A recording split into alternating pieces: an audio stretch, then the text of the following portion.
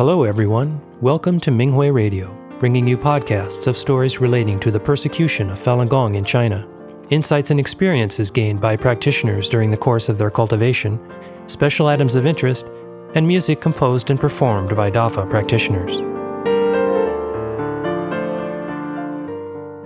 The following is an experience-sharing article from the 20th China Fahui, entitled Resolving Unsettled Conflicts with Compassion by a Falun Dafa practitioner in China. The article was published on the Minghui website on November 16, 2023. Greetings, Master. Greetings, fellow practitioners. I work in the retail business. Before taking up Falun Dafa, I always competed with others for personal gain, and I had very bad relationships with my competitors. But now, as a Dafa disciple, my mission is to save people. Saving those that I have negative relationships with has become a tricky but inevitable issue for me to handle. It's certainly not easy to make them open their hearts to me. The only way for me to achieve it is to cultivate myself well and elevate my realm. Liang is one such person. He is one of the earliest pioneers and also the market leader in the industry. After I entered the business, I tried to steal his product ideas. I placed several large orders from his supplier and made payments immediately. After I built a good relationship with that supplier, I demanded that they work exclusively with me and stop their collaboration with Liang. Considering me a better business partner, the supplier terminated their contract with Liang. I used the same tactic to steal several products from him. In just a few short years, I took over most of his business, leaving him with tremendous financial losses. After I began practicing Falun Dafa, I felt guilty for what I had done to him. I tried many times to fix our relationship, but he either ignored me or mocked me. Shortly after, in July 1999, the Chinese Communist Party, CCP, started to persecute Falun Dafa. I was detained for not renouncing my belief. Gloating over my ordeal, Liang and his wife spread many negative comments about my store. I no longer worried about my business, but I was truly concerned about how I should clarify the facts to him given the situation. I tried many times to apologize to him. Before becoming a Dafa practitioner, I was very arrogant when talking to him, but now I am very humble. When we had gatherings among business peers, I took the initiative to toast him. When major clients visited me, I also invited him to join the meetings to discuss potential business opportunities for his company. As time went by, he became more accepting when I brought up Dafa with him. One summer, Liang's wife suddenly passed away of an illness. If I hadn't practiced Dafa, their family and I probably would never entangle our grudges. While we're good friends now, I felt so sorry that I never had a chance to thoroughly explain the facts about Dafa to his wife. After her funeral, I invited Liang, his daughter, and son-in-law for dinner.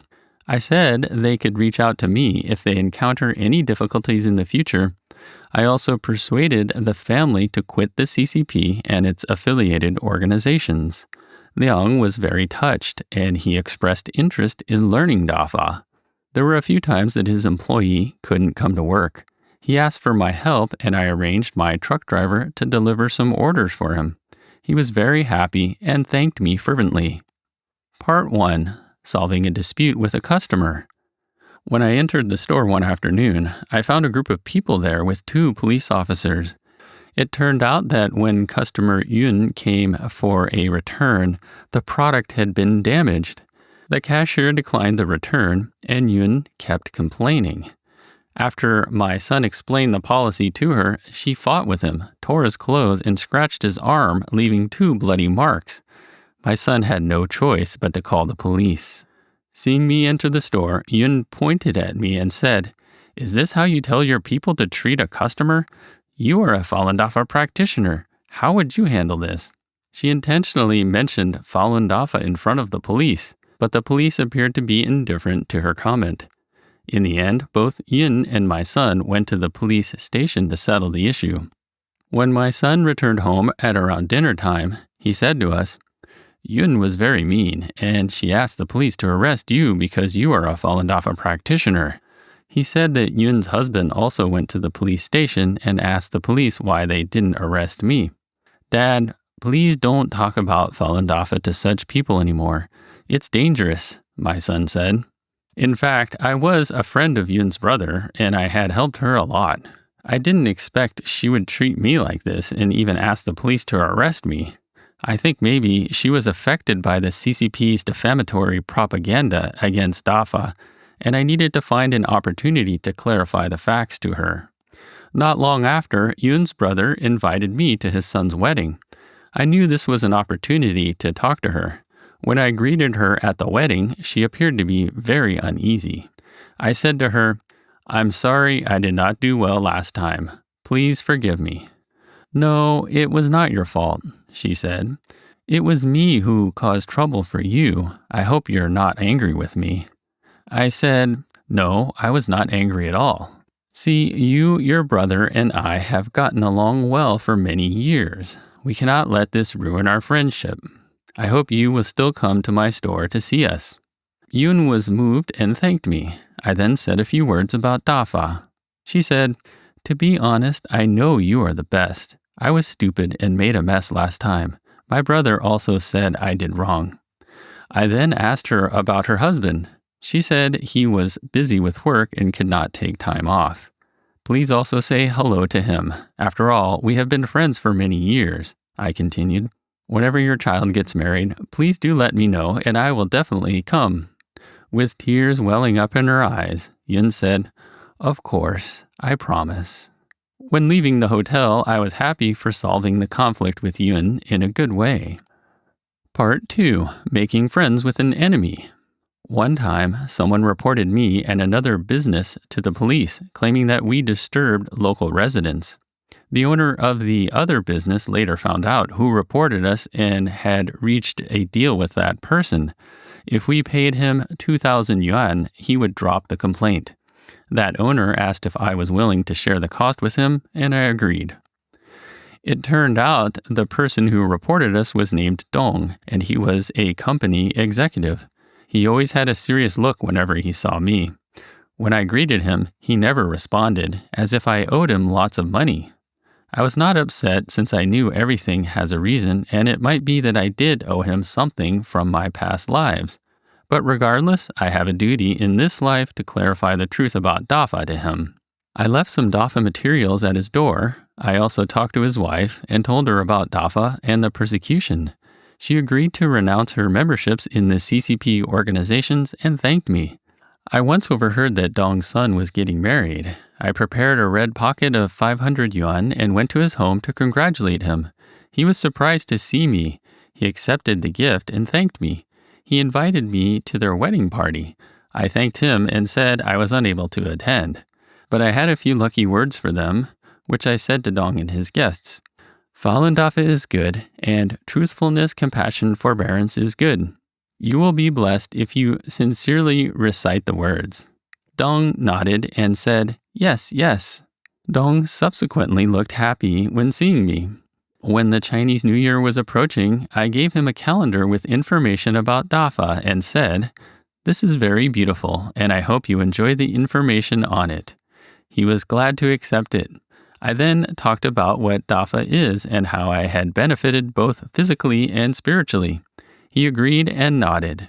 After explaining how the CCP slandered Dafa with lies, I asked if he agreed to quit the CCP organizations. He said yes. Part 3.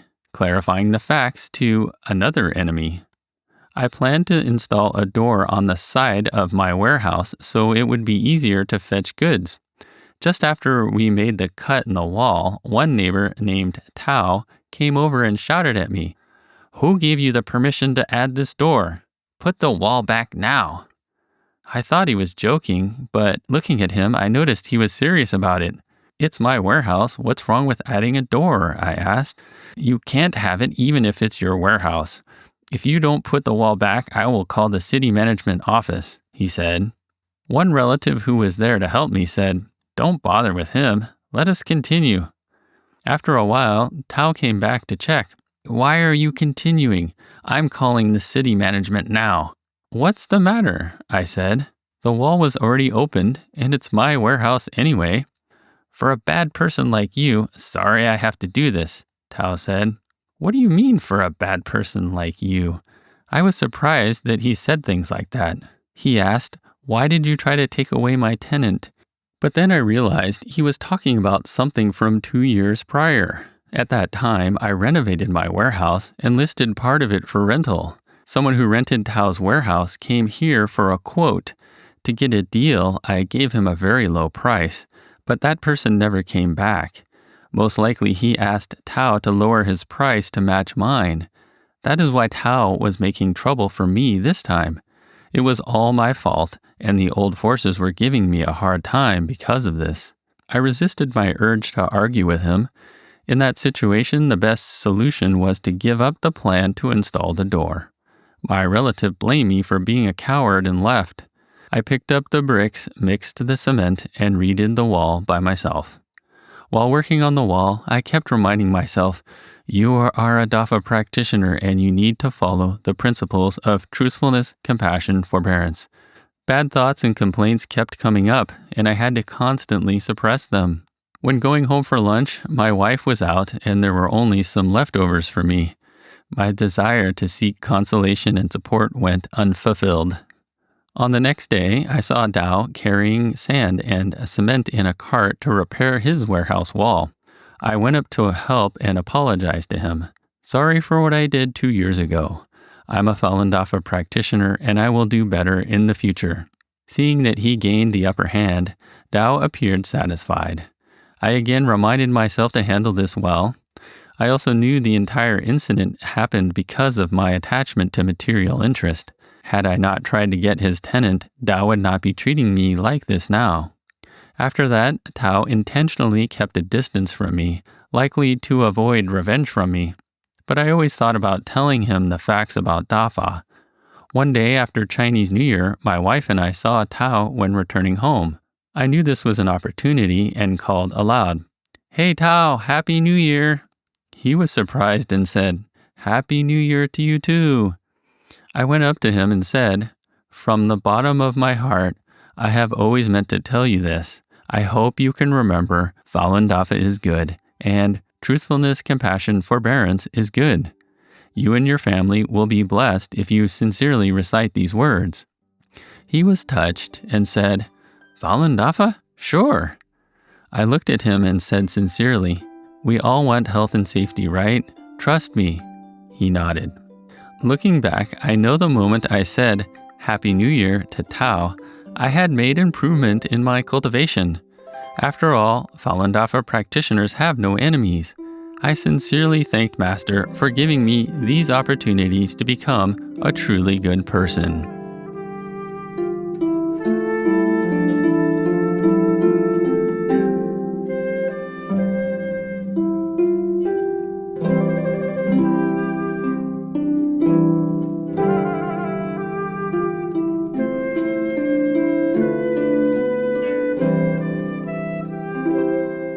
The following is an experience-sharing article entitled "Elderly Woman in Her 80s, Living Alone and Letting Go of Human Notions" by a Falun Dafa practitioner in China.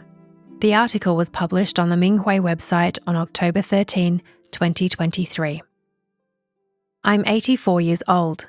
My husband was the first one in our family to start practicing Falun Dafa.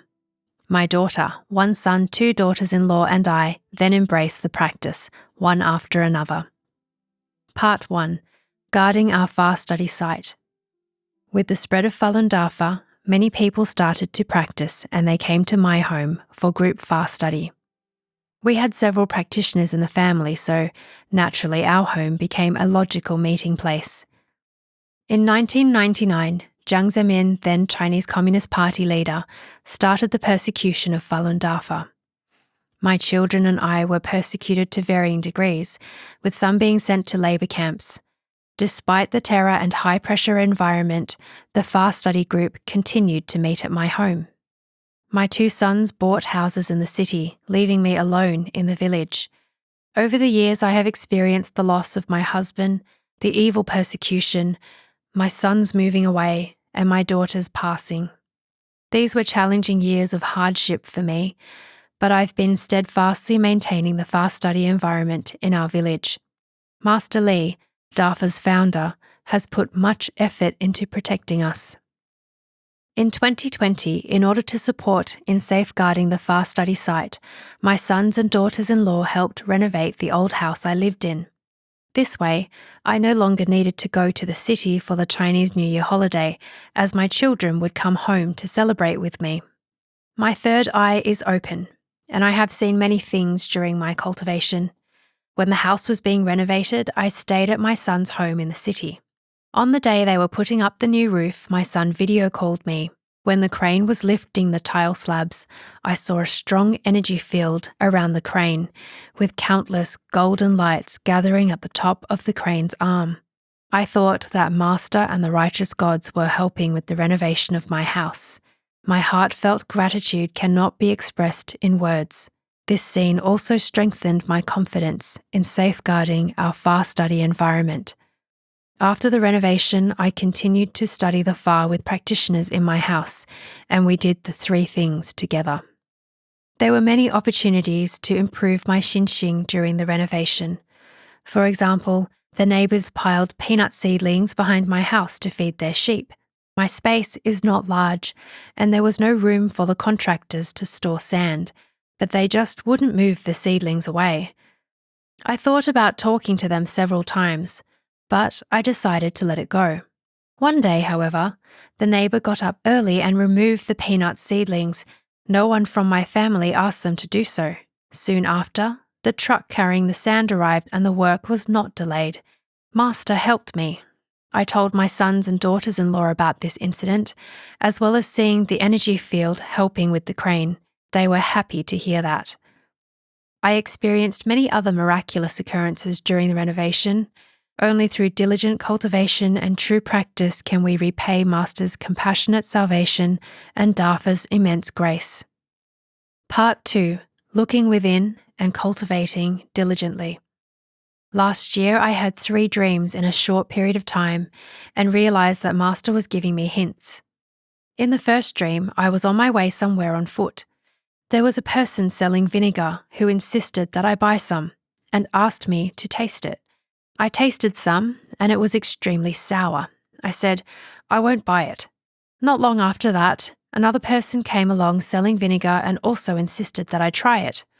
This wasn't as sour, but I still said, I don't use vinegar, I won't buy it. In the second dream, I was also on my way somewhere when someone stopped me and wanted to sell me hawthorn slices that were rolled up. He asked me to taste them. They were very sour, so I didn't buy any and continued on my way. Another person then stopped me, wanting me to buy hawthorn slices too. They tasted delicious, but I still said I won't buy. In the third dream, I was cooking a meal and gathering corn stalks to start a fire. When the corn stalks were burning, I saw a cob that hadn't been picked yet. I wondered how I could have missed a big corn cob when I had picked through the stalks so carefully. Upon waking up, I realised that Master was hinting to me about having attachments in my cultivation, just like missing the corn cob. I should continue to look inward.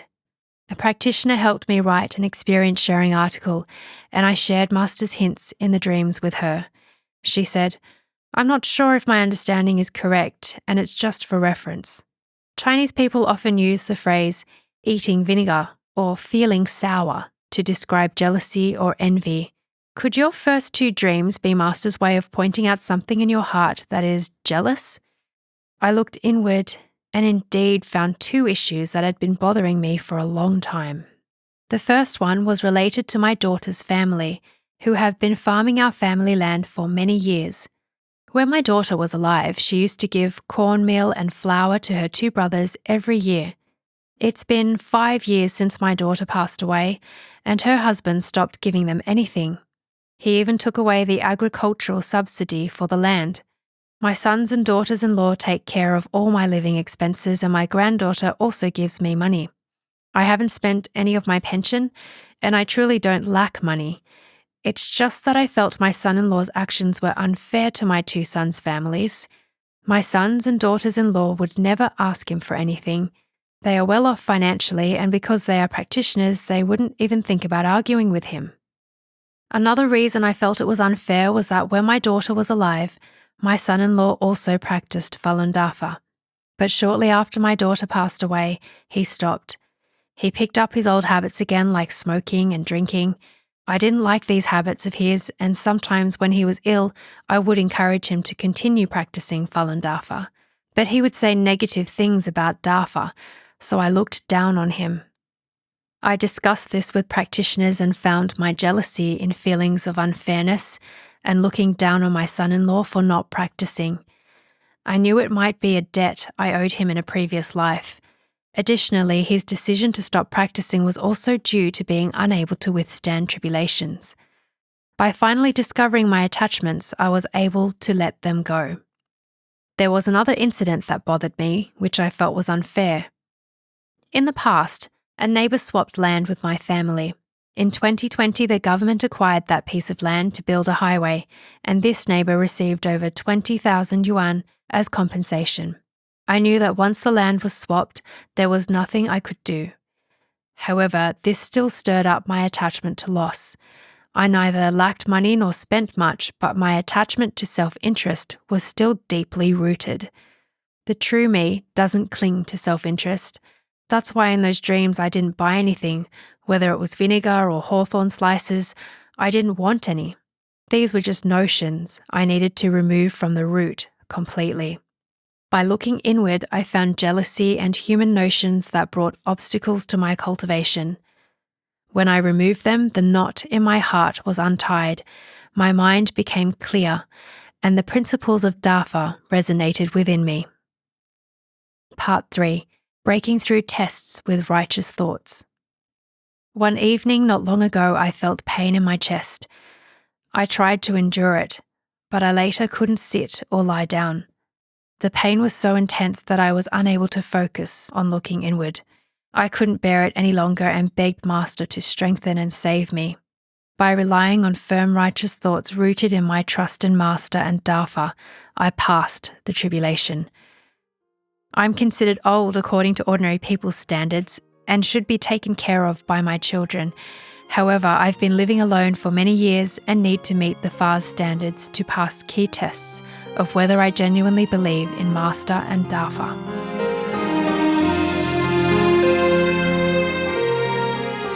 Thank you for listening to the Minghui Radio podcast. For more information, including news about the persecution of Falun Gong practitioners in China and experience-sharing stories by practitioners around the world, please visit our website at en.minghui.org.